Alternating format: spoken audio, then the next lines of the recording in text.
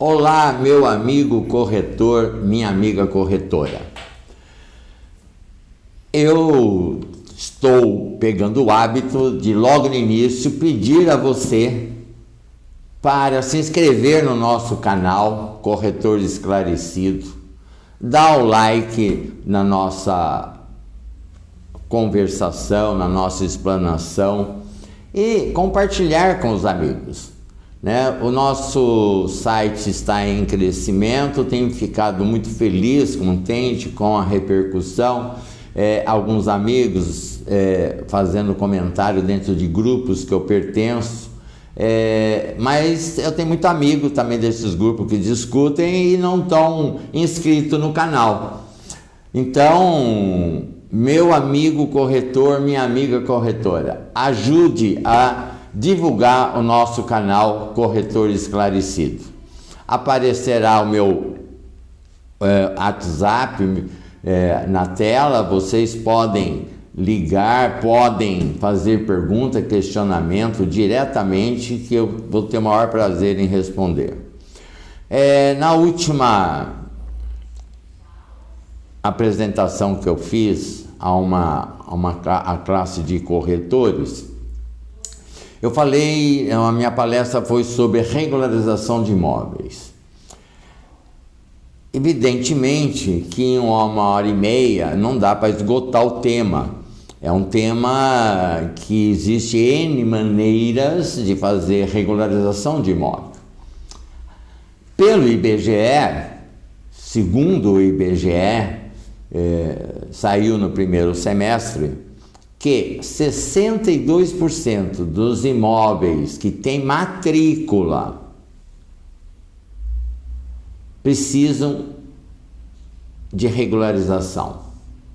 Umas mais complicadas, mais complexas e outras mais fáceis.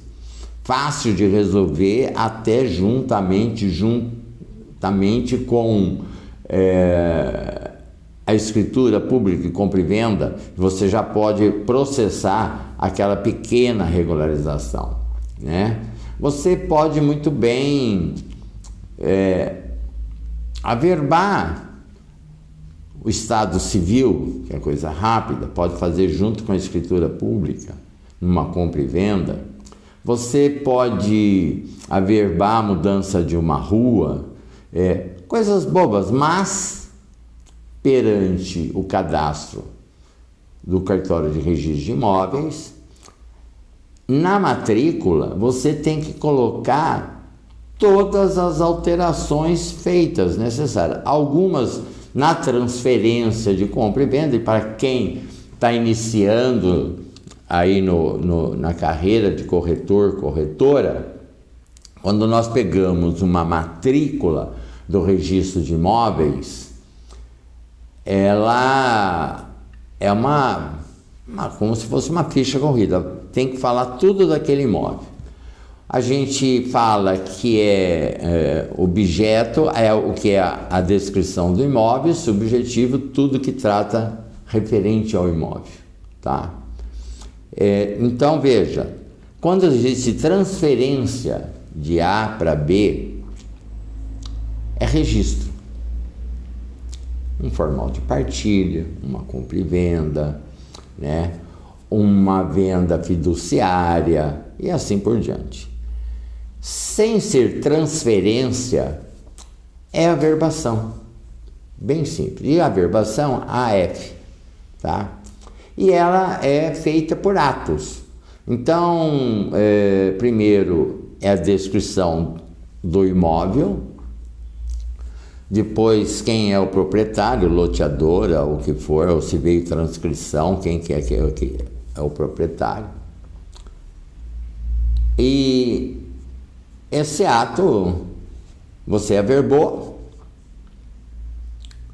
Vamos supor que primeira compra e venda, R1. Aí depois veio uma averbação, AV2.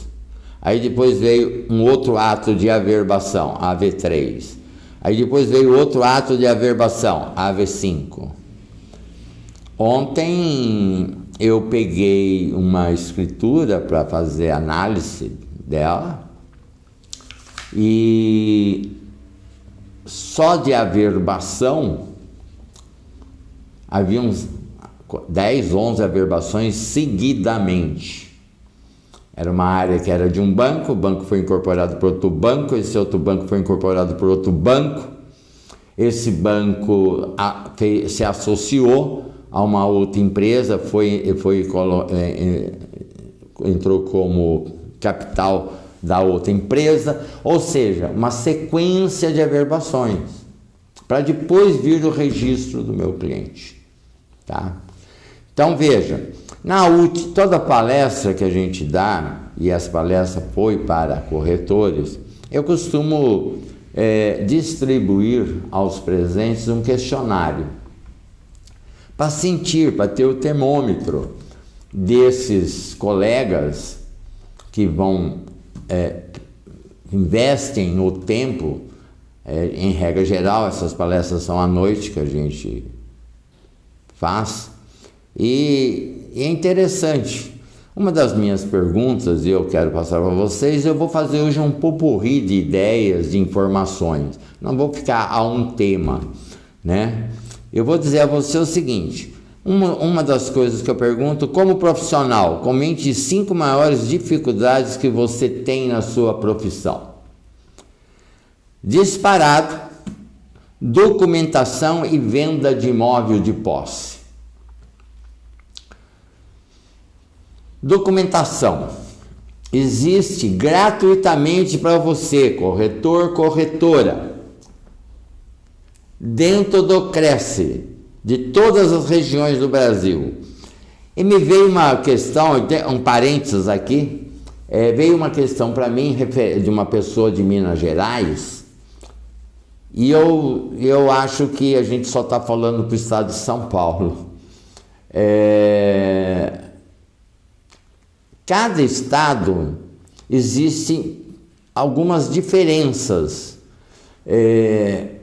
Um exemplo muito claro que a gente aqui em São Paulo está querendo que a corregedoria aceite, que é a regularização por extremação. Começou no Rio Grande do Sul, hoje um dos estados que mais regulariza imóvel por extremação é Minas Gerais, Mato Grosso também tem e, salvo engano, parece-me que Paraná também tem. Então veja, é uma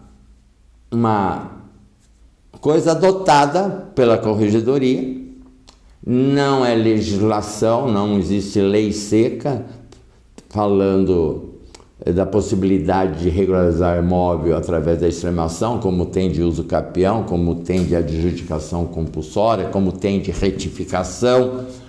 Então, o Estado, através da sua corregedoria, adota, institui a possibilidade de resolver alguns problemas por extremação. Então, fechei parênteses, só para dizer, quem está me ouvindo de outro estado, eu sempre me refiro ao estado de São Paulo, tá? Existem particularidades em alguns estados, tipo Rio Grande do Sul, Santa Catarina, Paraná, Minas. Eu dou palestras em Minas também, em BH, a grande maioria das vezes é em BH. Então, lá, a conduta frente ao notário, tabelião, frente ao registrador, é um pouco diferente do estado de São Paulo. Além de eles serem mais solícitos, porque o registrador e o tabelião estão lá, frente à sua instituição, eles são delegatários do governo, né? E eles estão lá para atender ao munícipe, atender ao consumidor final, gratuitamente. Lógico que quando for fazer o ato, né, vai se pagar a taxa e a tabela, para você ver que cada estado funciona. Cada estado tem uma tabela de valores. Então, todos os meus valores comentados aqui é referente à tabela do estado de São Paulo. Minas tem outro, Distrito Federal outro. Discute-se muito referente a essa tabela da uniformização dela, mas é uma coisa muito difícil em razão das peculiaridades de cada estado. Mas veja vocês que quando eu fiz esse questionário, 5 maiores dificuldades que você tem na sua profissão. Documentação, para isso em primeiro lugar, documentação e venda de imóvel de posse. Então, referente à documentação, corretor, entre no Cresce, SP, RJ, RS, não importa qual é a região, gratuitamente uma explanação, aulas, onde você tem que assistir e ao final dela, até no outro dia, responder um questionário, porque você só vai assistir a segunda aula se você responder o questionário. Quem assiste a aula responde facilmente. Então, a questão de documentação é muito importante, sim. Você, corretor, uma das coisas, e está colocando como dificuldade aqui documentação. Por quê? Porque tem imóveis que ficam mais difíceis em relação à documentação. Quando o imóvel é de pessoa jurídica, exige-se muito mais do corretor e da corretora. Tem que perseguir toda a documentação, tem que fazer uma pesquisa, né? Você tem que ser realmente um Sherlock Holmes para você fazer uma venda sadia para quem está comprando, né? Não esqueça, corretor, que esse comprador que você está atendendo hoje, quando você atendê-lo, você tem que pensar no segundo imóvel que vai vender para ele. Sim, a mágica do corretor que atende bem, e o outro dia eu falei, basta ser só 10% melhor para você se diferenciar, é no ato do atendimento da pessoa, do cliente comprador, você pensar que aquela venda que você está fazendo vai se realizar e você já imagina a segunda venda para ele ou para os amigos dele do trabalho, para os parentes dele, para as pessoas que estão no conjunto de vários grupos de WhatsApp que ele pertence. Quando a pessoa compra um imóvel, ele fala para os amigos, para toda a família. E não tenha dúvida que sempre um amigo ou um parente, alguém ligado na relação dele profissional ou pessoal, também vai estar procurando algum imóvel para compra, né? Então, corretor, através desse comprador que você está atendendo hoje, a atendê-lo, pense na segunda compra, na segunda venda que você vai realizar para ele ou para alguém do círculo dele. Veja, e aonde que você mostra? Você mostra isso, além de apresentar bons negócios,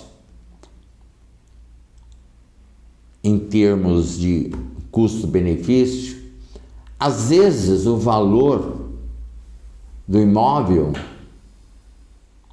está igual do mercado, mas naquele imóvel ele está todinho pintado, ele está com um paisagismo lindo, maravilhoso. Hoje, para você fazer um jardim, quanto que não custa? um belo jardim, um paisagismo. É din-din. O imóvel está com armários embutidos fantásticos, maravilhosos, né? É um diferencial. Então, o preço pode ser o de mercado, mas dentro do imóvel existem diferenças que valorizam mais. Se ele está no preço de mercado, fica mais fácil para você, corretora, vendê-lo. Tem que saber explorar todos esses pontos, né? E na hora de gerar proposta, na hora da proposta aceita, você vai correr atrás de documentação. Não seja aquele corretor que fala para o comprador dispensar a documentação porque você conhece o imóvel, você conhece o proprietário do imóvel. Tire essa responsabilidade de você, corretor. No último vídeo eu falei sobre a sua negligência e imprudência, né? Você hoje, pelo Código Civil, responde por perdas e danos, tá? E a outro item é a questão da dificuldade de vender imóvel de posse. Imóvel de posse, dependendo da região, tem muito imóvel de posse. Nos grandes centros, a quantidade é bem menor. Mas existe. E como vendê-lo? Tá? Falar de posse levaria pelo menos, no mínimo, para se falar um pouco de posse e falar bem, pelo menos aí no mínimo 1 hora e meia, só para falar de posse. Vamos falar assim no próximo vídeo a respeito de posse, tá? Mas respondendo aqui as maiores questões, veio outra: gestão de tempo, contrato com cláusulas, documentação em geral. Alguns têm dificuldade na captação, imóveis com documentação irregular ou incorreta.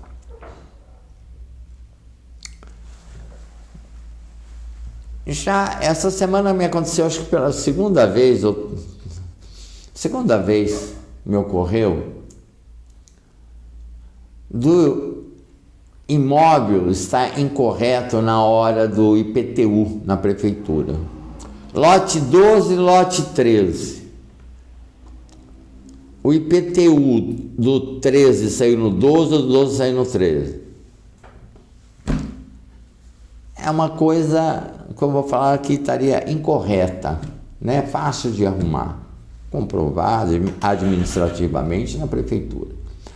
Irregular, não, porque no registro de imóveis ela está em ordem, está no lugar certo, no lote certo. É a cobrança do IPTU que está errado. Acontece, né? Acontece. Falando nisso, é importante que os corretores tenham em mente, principalmente, não para condomínio, para prédio, apartamento, essas coisas, mas na área falando em posse, né, venda de imóvel de posse, é necessário verificar junto ao registro de imóveis aquela posse está em cima de qual matrícula? Porque tem posse que não tem matrícula. Existe posse sem existir a matrícula no registro de imóveis. Tá? Não vamos entrar em detalhes, porque me estenderia por demais, mas você precisa ter ideia, saber, já tocando no assunto, de que existe o cadastro da prefeitura, existe o cadastro feito no registro de imóveis por ocasião do registro do loteamento. o que está no registro de imóveis pode estar diferente na prefeitura. Em relação à situação fática em solo, em regra geral, o cadastro da prefeitura bate mais ou menos, bate na grande maioria com o que está em solo, tá? Por quê? Porque a prefeitura, muitas das prefeituras hoje já estão fazendo levantamento com georreferencial, tá? Então, a tendência é que a prefeitura tenha um cadastro mais atualizado do que o registro de imóveis.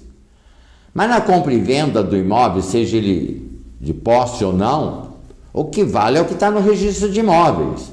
Então, a tua orientação na hora de vender, o documento importante do imóvel é a certidão do registro de imóveis. Porque lá você vai conferir quem é o proprietário, quadra, lote, se existe alguma penhora, se existe algum senão, algum ônus no imóvel, se existe algum retrovenda e assim por diante. A matrícula do registro de imóveis é que vai te dar a orientação, né? Se você pegar um imóvel e isso você fique de arrepiado, fique de orelha em pé, fique alerta total, quando você tirar uma certidão do registro de imóveis e aparecer, vamos supor, nos últimos 5 anos passou 5 donos, 6 donos, cara, acende todos os teus faróis porque tem coisa. A minha experiência como advogado, como colega teu, corretor e corretora, é para ficar com total atenção. É raro acontecer isso, e quando acontece, existe algum problema nesse imóvel. Não tenha dúvida, tá? Existem as exceções? Lógico que existe. Mas a minha experiência já me mostrou que quando eu tiro uma certidão e aparece nos últimos 5 anos mais de 3 proprietários, eu já fico de antena ligada, né? Então, aqui uma das coisas pedidas foi sobre contrato e cláusulas. Eu vou só dar um toque para você. Na compra e venda, seja de qualquer tipo de imóvel,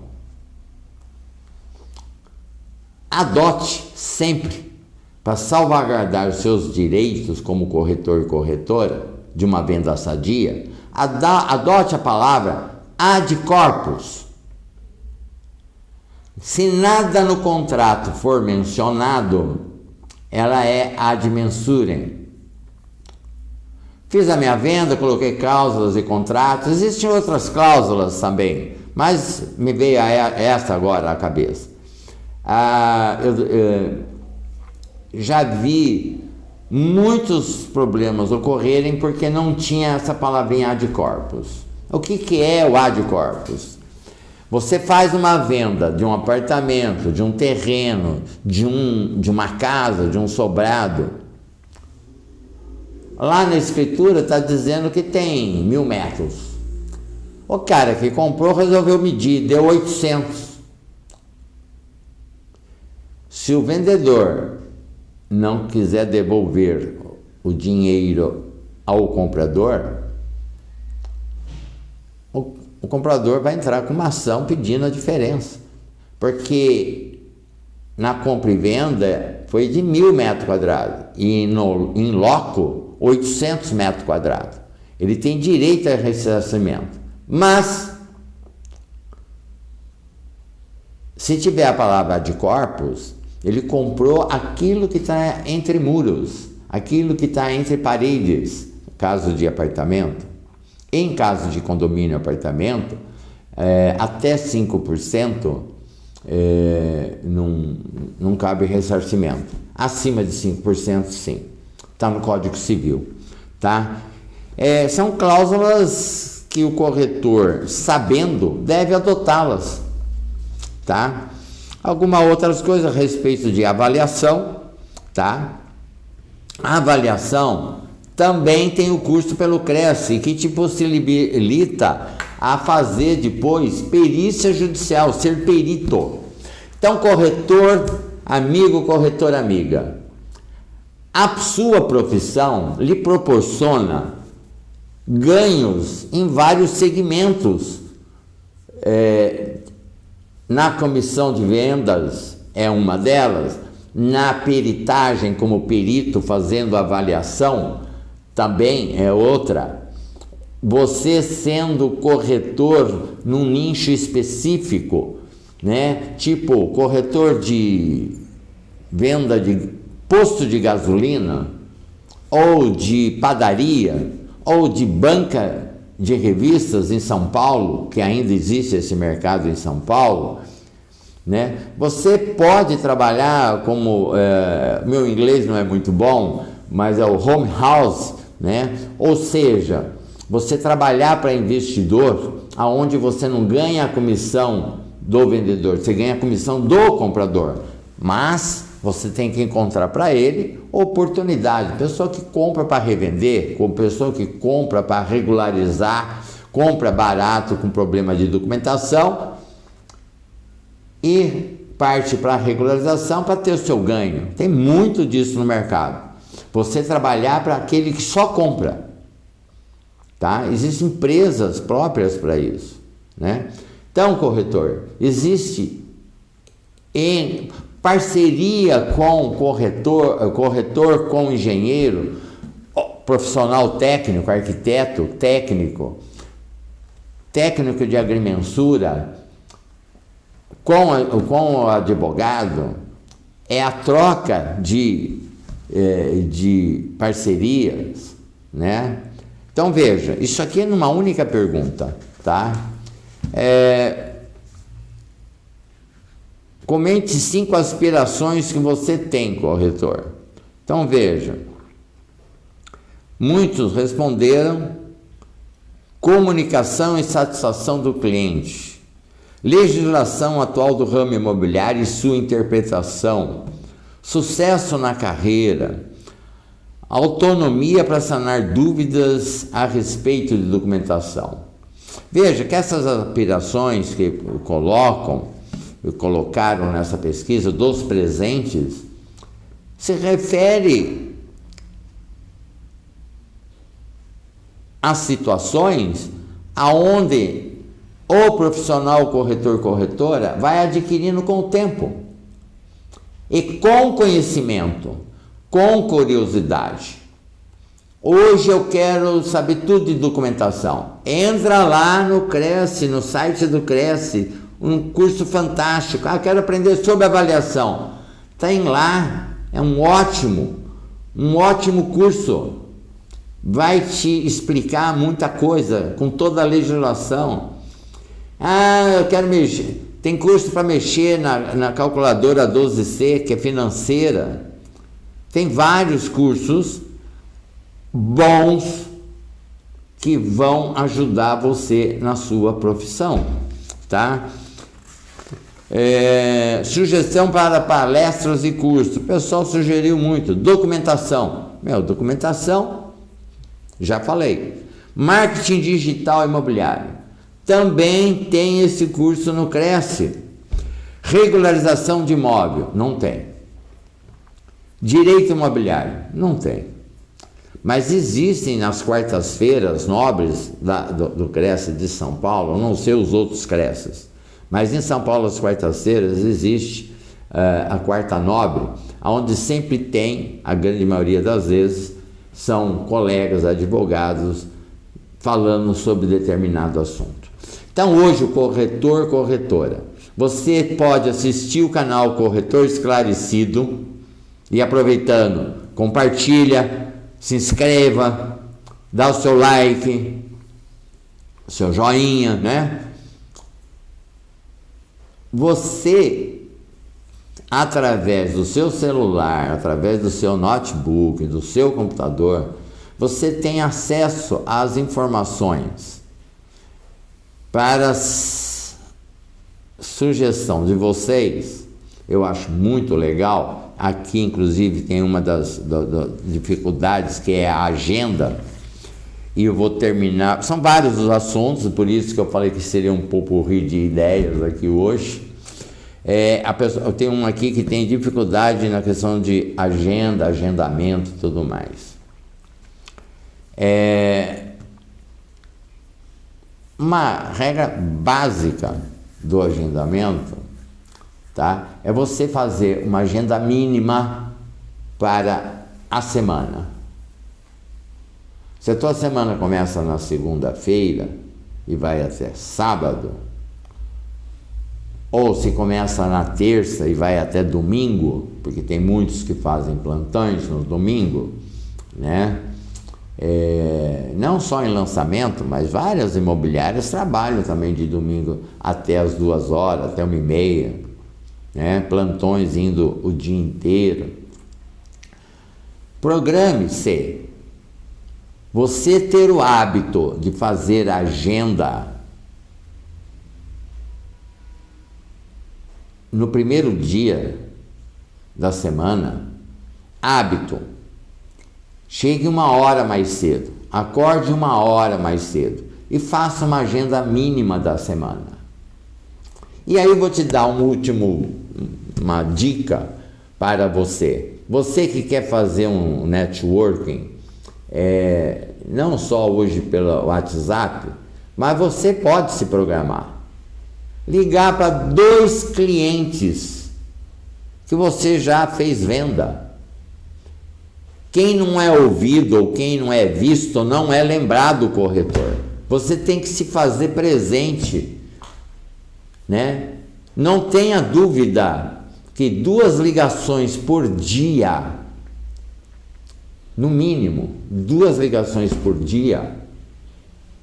Há pessoas que já passaram, que você tem na sua agenda. Ligar para convidar para tomar um café, ligar se está tudo ok no imóvel vendido, ligar se a construtora entregou o apartamento ou prédio como havia sido combinado, ligar para dar um oi, para dizer que você está vivo, que você continua no ramo imobiliário, é muito bom. Agradeço a atenção e até o próximo vídeo.